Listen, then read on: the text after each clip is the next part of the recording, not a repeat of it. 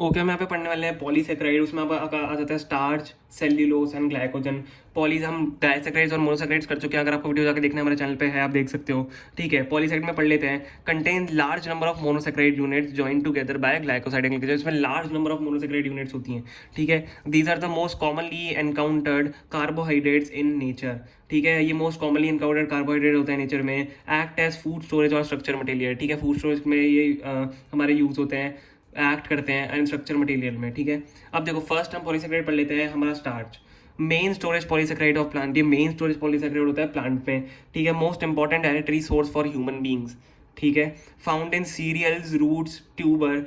ठीक है, ये देखो बहुत इंपॉर्टेंट एग्जाम्पल्स आपको लर्न करने हैं। एंड सम वेजिटेबल्स में भी ये फाउंड हम इनको कर सकते हैं। अब देखो मेन इसका, यहाँ पे हम दोनों स्ट्रक्चर पे आ जाते हैं। आपका क्या है, it is a polymer of alpha glucose. ये पॉलीमर है अल्फा ग्लूकोज का। टू कंपोनेंट्स आपके क्या है, amylose and amylopectin. Amylose and amylopectin बहुत ही इंपॉर्टेंट है, बहुत ही इंपॉर्टेंट है। हम इनको पढ़ ले, इनके बारे में पढ़ लेते हैं, उनका स्ट्रक्चर देख लेते हैं। ठीक है, आपका स्टार्च में क्या आते हैं, अमाइलोज और अमाइलोपेक्टिन। अमाइलोज आपका क्या होता है, वाटर सोल्यूबल होता है। अमाइलोज आपका क्या होता है, वाटर सोल्यूबल होता है। 15 to 20% ऑफ स्टार्च ये कंटेन करता है। ठीक है, 15 to 20% ऑफ स्टार्च।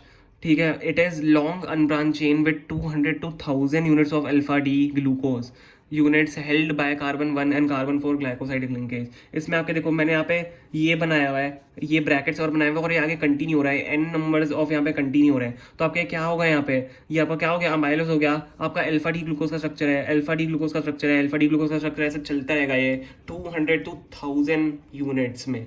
ठीक है, 200 to 1000 यूनिट ऐसे कंप्लीट होंगी। अल्फा लिंक आपका यहाँ पे बन रहा है, ये अल्फा लिंक बन रहा है। आपका ये कौन सा है, अल्फा डी ग्लूकोज है। तो ये आपका चलता रहेगा। अमाइलोज हम इसको बोलते हैं। स्ट्रक्चर देखो आपको खुद लर्न करने पड़ेंगे, स्ट्रक्चर की कोई ट्रिक है नहीं। अमाइलोपेक्टिन देख लेते हैं। अमाइलोपेक्टिन आपका क्या है, इनसॉल्युबल इन वाटर। आपका अमाइलोज क्या होता था, सॉल्युबल इन वाटर। ये इनसॉल्युबल इन वाटर है। इसमें 80 to 85% स्टार्च है, 80 to 85% ऑफ स्टार्च।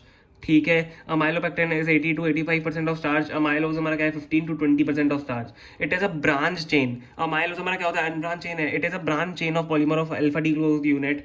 ठीक है, ये देख लेते हैं। अल्फा डी ग्लूकोज इसमें ब्रांच होता है, उसमें अल्फा डी ग्लूकोज आपका क्या होता है, आपका अनब्रांच होता है। ये देखो इसका स्ट्रक्चर थोड़ा सा हार्ड है। थोड़ा देखो, देखने में आपको लग रहा हो कि ये इतना बड़ा स्ट्रक्चर है, लेकिन कुछ भी नहीं है, इजी है। कुछ नहीं है, हमारे पास अल्फा डी ग्लूकोज जो है ना, हमारे ब्रांच जो है, आप इसको ऐसे ब्रांच करके बना सकते हो। ब्रांच करके आपको बनाने हैं। ये देखो, एक सेम स्ट्रक्चर बना दो तो बहुत सही हो जाएगा।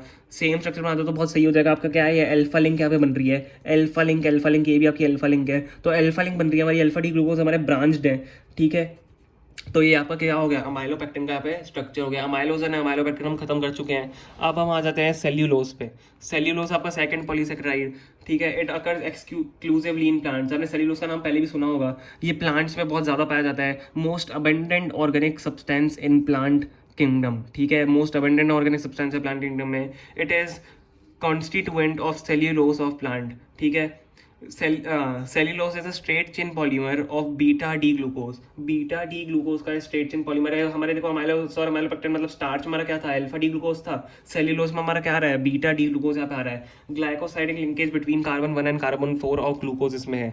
ये देख सकते हो आप, हमने इसको कैसा स्ट्रक्चर बनाया है। ये बीटा लिंक है आपकी, ये जो आपकी बीटा लिंक है। और आप स्ट्रक्चर आप देख सकते हो, स्ट्रक्चर आप स्टॉप करके एक बार डायग्राम अपने हाथ से सारे बनाओ, तभी आपको लर्न होंगे। स्ट्रक्चर तो देखो मैं बता नहीं सकता कि आप इसमें कोई ट्रिक होती है, कुछ नहीं होती है। अब आपको बस स्ट्रक्चर लर्न करने पड़ेंगे। ठीक है, स्ट्रक्चर आप एक बार देख सकते हो इसका।